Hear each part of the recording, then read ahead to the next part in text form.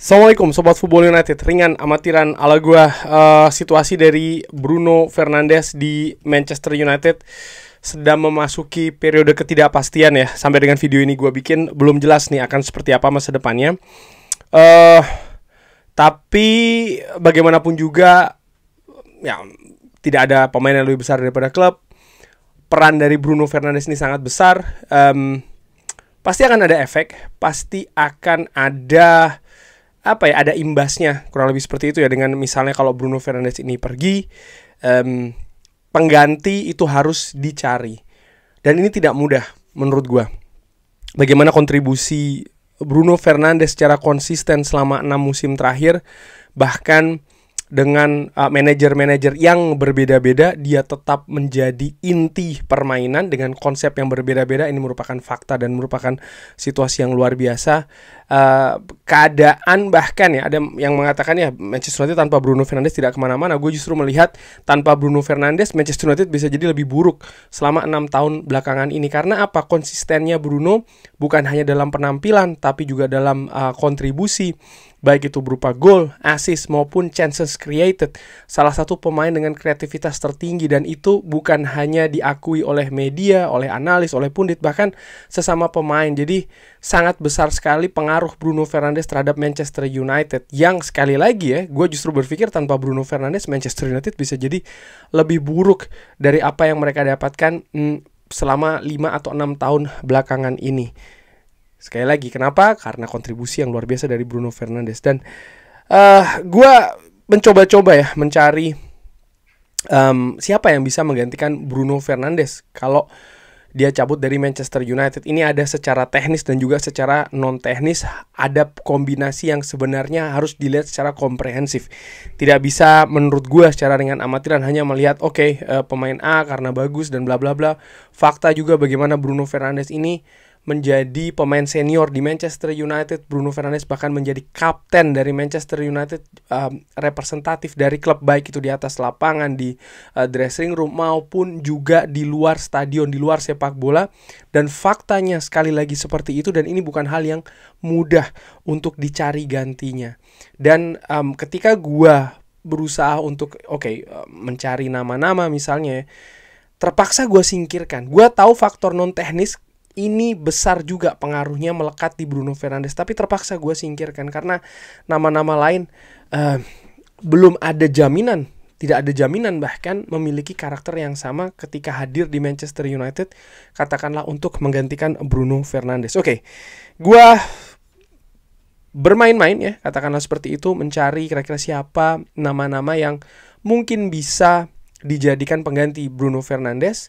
Gue juga melihat misalnya faktor keuangan ya, berapa angka yang harus ditebus oleh Manchester United ketika ingin mendatangkan pemain ini.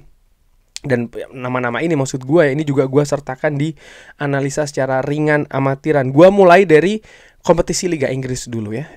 Ini aplikasi yang gue pakai ya, SofaScore dan juga Transfermarkt untuk melihat berapa valuasi dari pemain-pemain ini. Pertama gue melihat dari average SofaScore rating untuk musim ini. Bruno Fernandes ini berada di peringkat ketiga.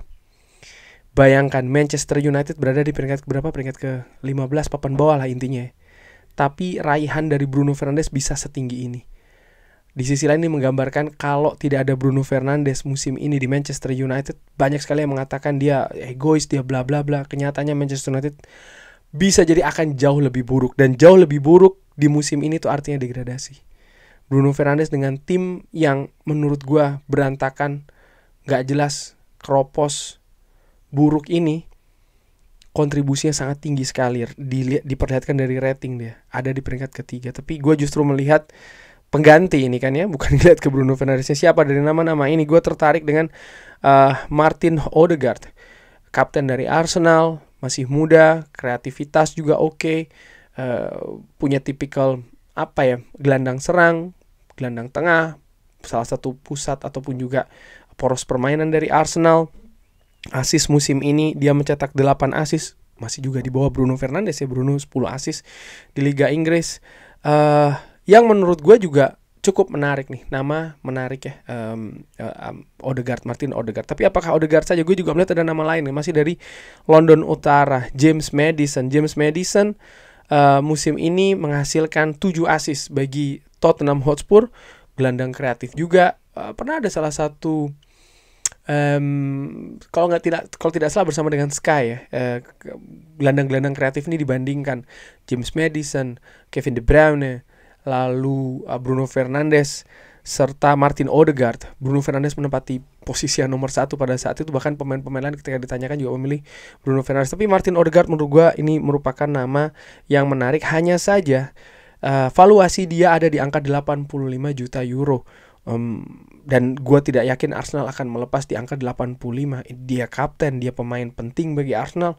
Pastinya Arsenal akan meminta harga tinggi, dan apakah melepasnya ke Manchester United ini merupakan hal yang bisa dilakukan ya, ada kemungkinan tersebut? I don't think so. Jadi susah ya untuk bisa mendapatkan pemain ini. Dan bagaimana dengan James Maddison? Ada di angka 42 juta euro. Saat ini dia absen ya, cedera bersama dengan Tottenham Hotspur. Tapi usia dari James Maddison ini sudah di angka 28 tahun. Nah ini juga bisa jadi akan dilihat pertimbangan oleh Ineos yang biasa lebih melihat pemain yang berusia 26 tahun ke bawah ya kan. Tapi kalau dari sisi atribut kreativitas misalnya, bermain di lapangan tengah, James Maddison punya hal tersebut, walaupun dengan kapasitas yang menurut gue masih di bawah seorang Bruno Fernandes, terutama dari sisi misalnya dari sisi defensif juga ya. Ada nama lain yang juga disebut beberapa kali, yaitu adalah Kevin De Bruyne. Tapi gue melihat Kevin De Bruyne ini penurunannya sangat drastis musim ini, dan sangat mengkhawatirkan menurut gue. Dan apakah kemungkinan dia pindah dari City ke United? Menurut gue dengan misalnya dia baru saja dibikin patung dan lain-lain, I don't think so. Gue pikir itu tidak mungkin ya, impossible, itu tidak mungkin. Lalu gue juga melihat di Liga Jerman, Bundesliga. Di sini gue hanya melihat satu nama dari beberapa nama yang ada di sana di kompetisi tersebut. Gue melihat Joshua Kimmich. Dari heatmaps-nya, walaupun dia aslinya berposisi sebagai gelandang bertahan, tapi dia juga sangat aktif bergerak di lapangan tengah. Dia juga merupakan pemain yang cukup kreatif dengan angka expected assist di Bundesliga yang cukup tinggi juga ya. Ini menunjukkan bahwa Joshua Kimmich memiliki atribut dalam kontribusi gol, artinya assist ini angkanya cukup lumayan, dan dari situ kreativitasnya juga cukup bagus di lapangan tengah. Hanya saja Joshua Kimmich usianya di 30 tahun. Valuasi ada di angka 50 juta euro. Akankah mau dia pindah dari klub raksasa Bundesliga, Bayern München baru saja memenangkan Bundesliga, akan berlaga di Champions League, untuk pindah ke tim yang saat ini situasinya tidak jelas, Manchester United? Gue meragukan hal tersebut. Di samping itu tadi usia dari Joshua Kimmich sudah menginjak 30 tahun ya. Jadi bukan hal yang ideal sih menurut gue secara ringan amatiran. Tapi gue belum melihat lagi ada pemain lain. Ada juga misalnya Florian Wirtz, tapi Florian Wirtz sudah sangat dekat untuk ke Liverpool ya menurut gue. Jadi tidak gue sertakan di pemain yang memiliki kemungkinan dari Bundesliga. Dalam hal ini adalah Bayern Munchen. Gue juga melihat dari kompetisi Serie A Liga Italia, gue langsung melihat ke nama Tijani Reinders. Pemain ini daya jelajahnya cukup tinggi, kerja keras di lapangan tengah, memiliki menurut gue juga kreativitas yang bagus ya, motor dari lini tengah, bahkan permainan dari AC Milan. Tapi tidak mudah karena Manchester City sangat serius dan jauh lebih terdepan menurut gue dalam usaha untuk mendatangkan Tijani Reinders. Belum ada kemungkinan apakah Tijani Reinders mau pindah dari Milan ya ke Manchester City. Tapi ini bukan hal yang mudah menurut gue bagi Manchester United untuk masuk di perburuan mendatangkan Tijani Reinders. Dan gue juga tidak mengerti ataupun juga tidak yakin apakah konsep bermain Tijani Reinders misalnya ini juga sudah dianalisa, deteksi oleh tim Manchester United, sama seperti Manchester City yang nampaknya sudah lebih unggul dalam hal mendeteksi permainan yang dinilai akan lebih baik, lebih cocok untuk Tijani Reinders di City dibanding dengan Manchester United misalnya seperti itu. Dan gue juga melihat ya rival dari Milan yaitu adalah Inter, Hakan Çalhanoğlu ini juga merupakan nama yang gue lihat ada prospek di sana. Gelandang kreatif, bekerja keras, piawai dalam bola-bola mati ya, set piece. Tapi walaupun valuasi ada di angka 35 juta euro, usia dari Hakan Çalhanoğlu ini 31 tahun. Dan ya, gua nggak tahu apakah tipikal permainan dari Inter dan Manchester United ini sesuai, apalagi dengan konsep 3 back yang ingin diterapkan oleh Ruben Amorim. Namun secara individu pemain, gue melihat ya dia salah satu pemain yang kreatif, memiliki teknis individu yang bagus. Usia 31 tahun ini juga mungkin akan menjadi pertimbangan dari Ineos ya. Karena ya Ineos sekali lagi biasanya melihat pemain di angka yang lebih muda lagi nih, usianya sekitar 25-26 maksimal ya, Hakan Çalhanoğlu. Gue juga melihat kemungkinan lain, misalnya Scott McTominay yang bersama dengan Napoli menjadi MVP Serie A, menjadi Scudetto juga ya, juara bersama dengan Napoli. Tapi menurut gue hal ini tidak mungkin. Kenapa? Scott McTominay baru saja semusim di Napoli dan dia sangat sukses di Napoli. Dia menjadi juara, dia akan tampil di Champions League. Menurut gue, dan akan memasuki musim keduanya dengan status juara bertahan ya. Ini merupakan tantangan besar. Dia nampaknya juga sangat menikmati Napoli. Hubungannya dengan Antonio Conte juga sangat bagus. Gue tidak yakin dia bahkan ingin pindah balik lagi ke Manchester United. Dan tipikal gaya permainan Scott McTominay juga menurut gue berbeda ya dengan Bruno Fernandes. Gue juga melihat Ligue A. Nah, kalau di Ligue A ini gue mendapatkan 2 pemain yang menarik nih, yaitu adalah Ryan Cherki dan Vitinha. Vitinha, pemain ini bermain di lini tengah, gelandang kreatif, daya jelajah tinggi, usia juga menurut gue masuk ya, dia usia 25 tahun. Dan baru saja 25 tahun di awal 2025 ini, tepatnya di bulan Februari. Valuasi ada di angka 60 juta euro. Tidak mudah pastinya Manchester United untuk meyakinkan gelandang ini yang mengantarkan PSG bahkan sampai ke final Champions League ya, untuk masuk ke project yang bisa dikatakan cukup awal bersama dengan Ruben Amorim dan manajemen baru Manchester United. Dia harus melepas kesempatan untuk tampil di Champions League musim depan. Jika ingin pindah ke Manchester United saat ini bukan hal yang mudah. Tapi secara tipikal permainan dia juga ya seperti gue katakan ya, kreatif, bisa bermain sebagai playmaker, pandai membaca situasi di atas lapangan. Dia memiliki potensi menurut gue. Vitinha pun juga Ryan Cherki, 21 tahun, Olympique Lyon, tampil fantastis bersama dengan Olympique Lyon ketika menghadapi Manchester United. Tapi dikabarkan Manchester City berminat ya untuk mendatangkan Ryan Cherki, bahkan sudah agak sedikit lebih terdepan nih dalam proses untuk mendatangkan pemain ini. Salah satu tantangan terbesar menurut gue adalah Ryan Cherki yang belum pernah bahkan pindah dari Olympique Lyon. Pindah negara, pindah kompetisi, tekanan tidak sama, dan usia masih muda, bisa menjadi batu sandungan yang besar untuk Ryan Cherki. Di sisi lain gue juga melihat ini Liga Portugal. Nah, yang menarik di Liga Portugal, gue menemukan beberapa nama ya. Pertama adalah Orkun Kokcu, pemain kelahiran Belanda yang membela tim nasional Turki ini, pernah bermain di Feyenoord, menjadi juara Eredivisie, lalu pindah di Benfica dengan angka yang cukup tinggi untuk Feyenoord, tapi dia luar biasa menurut gue penampilan bersama dengan Benfica. Gelandang kreatif, memiliki power yang bagus, energi juga bagus, daya jelajah juga bagus. Valuasi saat ini ada di angka 30 juta euro. Lalu usia juga masih 24 tahun. Menurut gue Orkun Kokcu ini menjadi salah satu pemain yang bisa dipertimbangkan. Hampir sama sebenarnya dengan Bruno Fernandes, artinya dia bisa bermain di banyak posisi menurut gue, baik itu posisi bertahan maupun juga menyerang. Ya, dia sudah teruji menurut gue di 2 liga, di 2 kompetisi, Eredivisie dan juga di Liga Portugal. Mungkin sudah waktunya naik kelas. Yang menarik ada juga nama lain, yaitu adalah Pedro Gonçalves yang dihubungkan dengan Manchester United. Dan kalau gue lihat ya, Pedro Gonçalves ini memiliki... Nah, tapi Pedro Gonçalves ini gue lihat memiliki posisi yang berbeda dengan Bruno Fernandes. Bahkan perbedaannya cukup jauh ya, dimana Pedro Gonçalves ini lebih sebagai penyerang sayap, daerahnya lebih banyak di sebelah kiri. Jadi memang tipikalnya ini berbeda dengan Bruno Fernandes yang memang lebih ke gelandang tengah ataupun gelandang serang di posisi nomor 10 ya kan.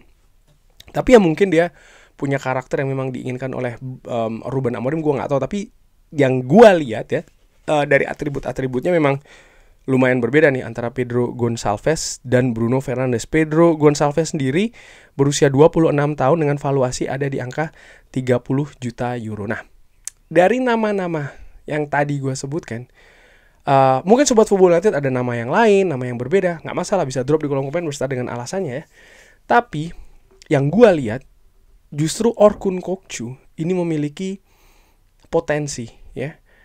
Gue melihat Orkun Kokcu seperti gue katakan tadi, dia seorang pemenang, usia masih 24 tahun, dia memiliki pengalaman di 2 liga, Liga Belanda dan juga Liga Portugal. Artinya dari pengalaman internasional dia cukup bagus.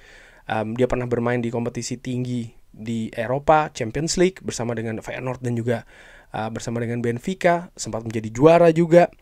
Dan gue melihat ya atribut dia bermain di lapangan tengah, baik itu atribut bertahan maupun menyerang, kreatif, dia berani, dia juga kuat dalam duel-duel bola, daya jelajahnya juga tinggi.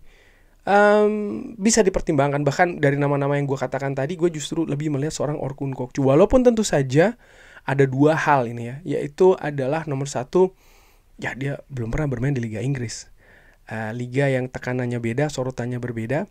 Tapi dia punya mental dan karakter yang menurut gue cukup kuat nih, Orkun Kokcu ya. Dan satu lagi yang tidak kalah penting yaitu adalah release clause. Ternyata Orkun Kokcu yang didatangkan dari Feyenoord ke Benfica dengan angka sekitar 30 jutaan euro ya. Ini memiliki release clause senilai 150 juta euro. Ini angka yang sangat-sangat tinggi sekali, 150 juta euro ya.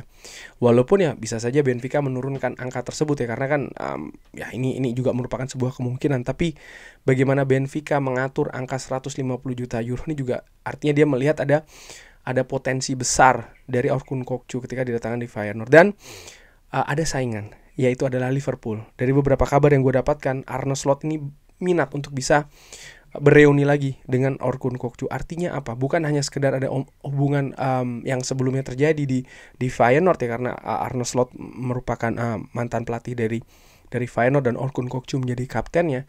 Tapi Arne Slot juga ingin pemain yang didatangkan itu bisa meningkatkan kualitas permainan dari Liverpool sebagai juara Premier League ya kan.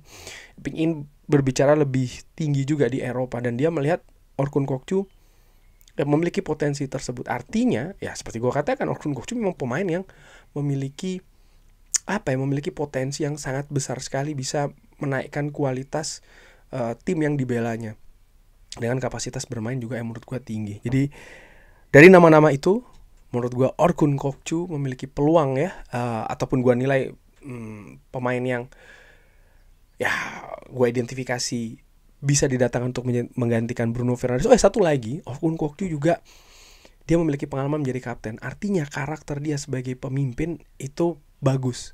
Walaupun demikian, ya dia tetap harus beradaptasi dengan keadaan di Manchester United. Bukan berarti dia datang lalu dia bisa menjadi kapten, tidak ya, karena dia pemain baru dan lain-lain.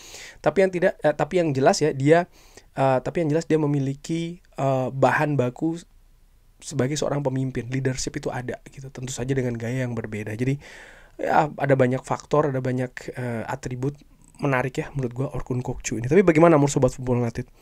Seandainya Bruno Fernandes cabut, siapa yang bisa menggantikan peran dari seorang Bruno Fernandes? Dari semua nama itu sebenarnya sih tidak ada yang pas-pas banget ya, dari sisi finansial, dari sisi karakter, dari sisi teknis, dari sisi macam-macam menurut gue. Tapi ya kalau seandainya Bruno lepas, tetap harus dicari gantinya, dan ini membuktikan bahwa tidak mudah untuk menggantikan Bruno Fernandes. Ada sebelum gue akhiri video ini ada beberapa komentar yang mengatakan ya kalau Bruno lepas 120 juta maka Manchester United bisa mendatangkan 2-3 pemain. Siapa tapi 2-3 pemain itu? 2-3 pemain itu. Dan apakah menjual kualitas untuk mendatangkan kuantitas? Ini kan juga bukan apple to apple menurut gue. Hanya supaya banyak-banyakan saja pemain dihadir di atas lapangan, sementara substitusi ataupun pengganti kualitas yang hilang ini tidak jelas. Ya menurut gue ini bukan alasan yang pas ya, yang ideal juga sih. Dengan 100-120 maka bisa menggantikan 2-3 pemain. ya menurut gue nggak pas alasan. Tapi bagaimana menurut Sobat Football United? Seperti biasa silahkan drop di kolom komen.